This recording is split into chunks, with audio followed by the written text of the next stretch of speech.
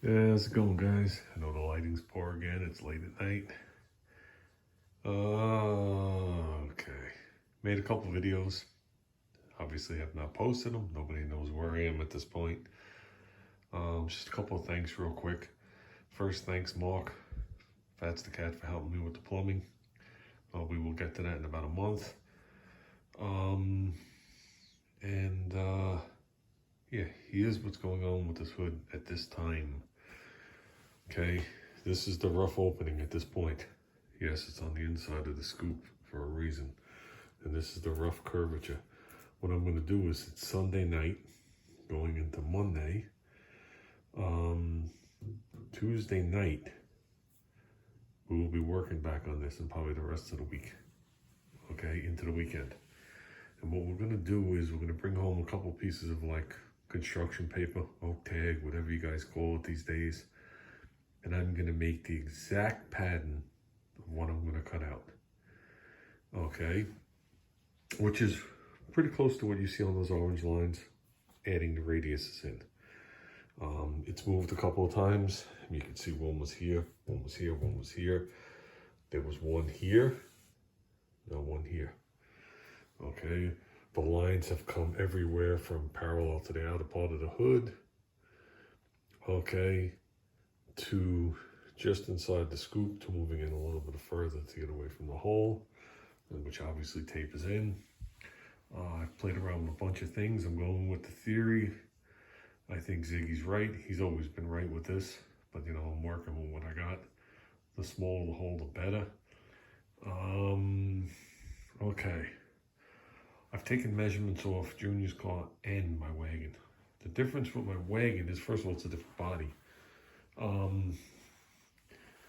But the scoop on the wagon overhangs the back of the, off the back of the carburetor itself a couple of inches. Okay, so that means the hood has to be cut back further. So did that aluminum scoop. It hung off the back. So I never had to alter the hole when I switched to different scoops. But when you open the hood, it comes within a 1/4 of an inch of touching up to the back of it. The front cleared past it. Okay.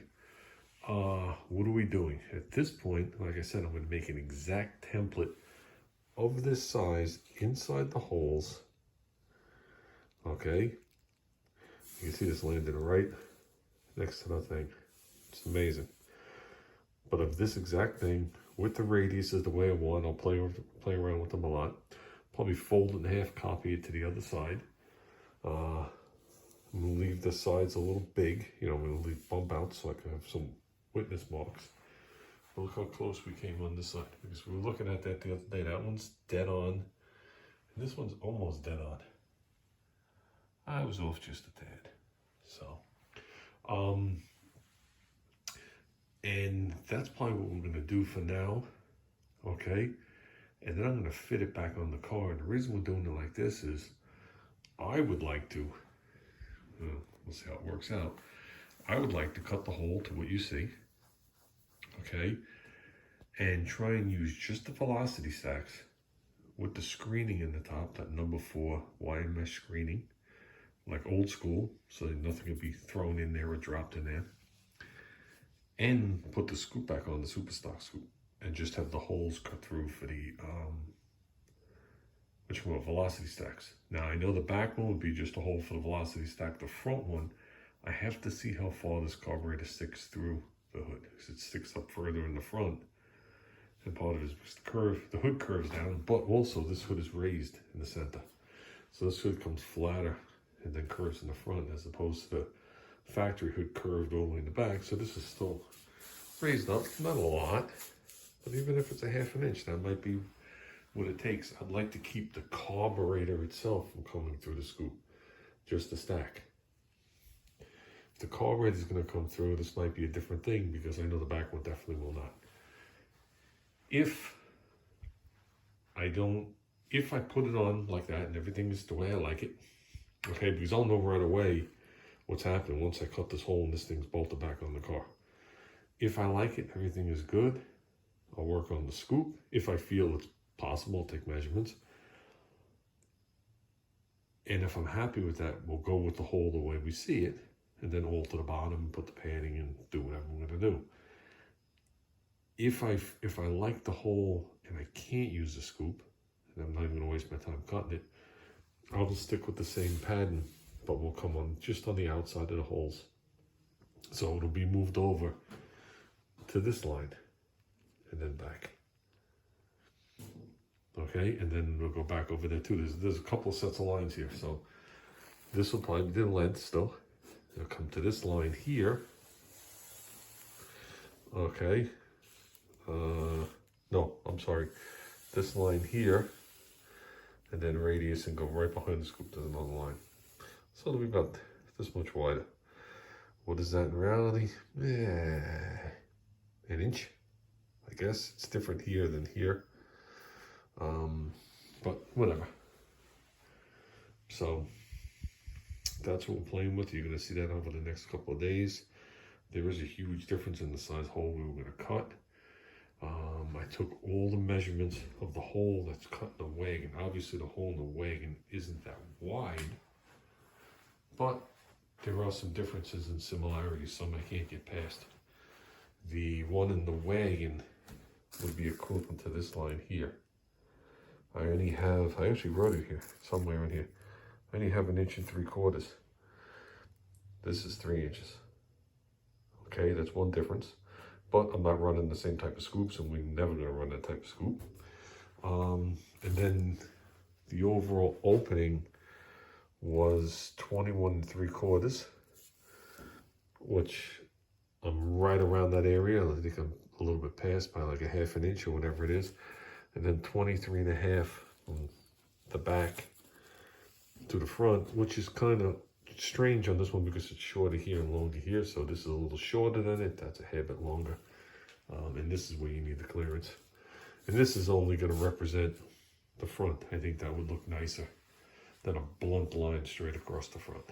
You have to add some kind of style to it. And that is the narrowest I can make the hole. Well, this would technically be the narrowest if we weren't using the scoop.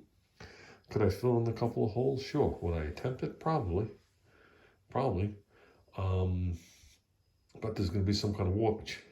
You know what I mean? So what we're going to do is we're going to make a template. Then we're going to flip this hood. And I'll lay it right back with the witness marks. And see how it comes out with the bracing. Okay? See how, you know what I mean? This would nowhere near the bracing. The bracing's out over here. But you know what I mean? This brace right here, we're going to be going through. And it disappears again right about here. And it comes around. So it comes around like right around here and here. So this hole might be moved forward here. It's all how it's going to land with the bracing. I guess to keep the amount of work down and keep it nice to the eye, you know? And then if we get this all right, we will put the pad on the bottom of this hood and we will trace the hole. So when you open up the hood, it'll still have the factory pad with the hole cut in it. I'm going to put the factory light back in. I still got it. So we open up, the light glows. And that'll be it. So there is a reason I'm working on this and not on the engine. Really, the only thing the engine needs is, to run it, the accelerator cable changed out and that fuel line. But there is a reason I'm doing this instead of that. So, but either way, I'm still working on the car. So, like I said, Tuesday night, there'll be a video probably at night with the O-tag made, and we'll have a better view of what's going on here. And you'll get to see it, without getting confused by all that and things. So, okay guys, just wanted to bring you guys up to speed. And that's it. Like I said, we are still moving forward. Slowly, but we are moving forward. We will get the car done. I will say, if anybody's watching this late in the game, I was driving back from going away with my girlfriend, and we came across a ranchero on the back of a flatbed. Clearly, it was stripped down to bare metal and primed years ago. because it was rusting through the bare metal a decent amount. Not that it was unfixable, nothing like that, but they didn't prime it last week. And I said to her, I said, you know what that is? Well, first she asked me what kind of car it was, and I told her. Because she was trying to learn about the cars. I said, but you know what that is? She goes, what? I said, that's an unfinished project that now somebody else is going to take over. And I said, we can't let that happen to Junior's car. She said, absolutely not. So, okay, guys. I'm out of here.